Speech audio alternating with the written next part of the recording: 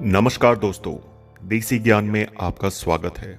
दोस्तों, इस वीडियो को पूरा देखिएगा और लाइक, सब्सक्राइब और शेयर करना मत भूलिएगा। ऋग्वेद से ही अन्य 3 वेदों की रचना हुई है।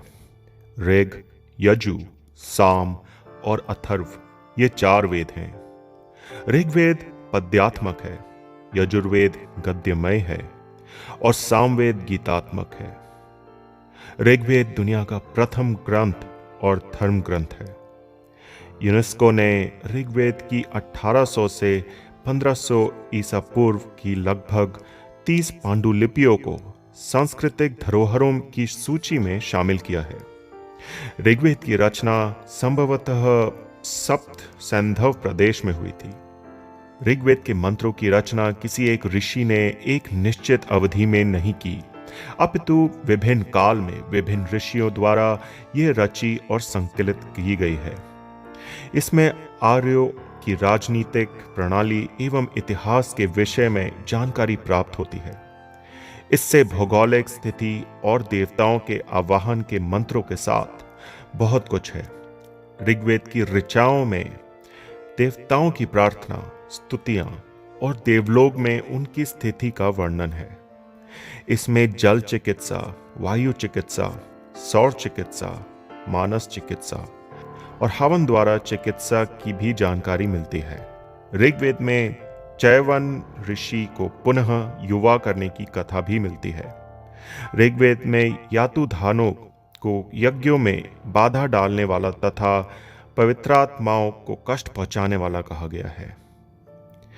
ऋग्वेद की परिभाषा क्या है? ऋग अर्थात स्थिति और ज्ञान ऋग्वेद सबसे पहला वेद है जो पद्यात्मक है। इसमें सब कुछ है।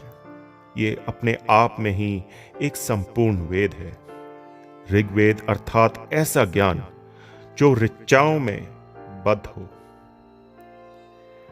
इसके 10 मंडल में 1028 सूक्त हैं, जिसमें 11,000 मंत्र हैं।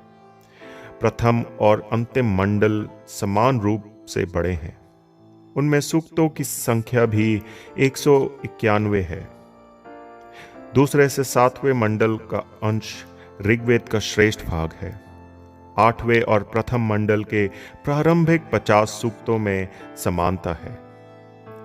इसका 9वां मंडल सोम संबंधी 8 मंडलों के सूक्तों का संग्रह है। इसमें नवीन सूक्तों की रचना नहीं है। 10वें मंडल में प्रथम मंडल की सूक्त संख्याओं को ही बनाए रखा गया है, लेकिन इस मंडल सभी परिवर्तीकरण की रचनाएं हैं। 10वें मंडल में औषधि सूक्त यानी दवाओं का जिक्र मिलता है। इसमें औषधियों की संख्या 125 के लगभग बताई गई है, जो कि 107 स्थानों में पाई जाती है। औषधि में सोम का विशेष वर्णन मिलता है। ऋग्वेद में कई ऋषियों द्वारा रचित विभिन्न छंदों में लगभग 400 स्तुतियां या ऋचाएं हैं। ये स्तुतियां अग्नि, वायु, वरुण, इंद्र, विश्वदेव, मरुत, प्रजापति, सूर्य, उषा, पूषा, रुद्र, सविता आदि देवताओं को समर्पित है। ऋग्वेद के प्रथम मंडल के रचयिता अनेक ऋषि हैं, जबकि द्वितीय के कृत समय, तृतीय के विश्वामित्र, चतुर्थ के वामदेव, पंचम के अत्रि, षष्ठम के भारद्वाज, सप्तम के वशिष्ठ, अष्टम के कण्व व अंगिरा, नवम और दशम मंडल के अनेक ऋषि हुए हैं। दोस्तों, कमेंट करके हमें जरूर बताइएगा कि आप क्या सोचते हैं।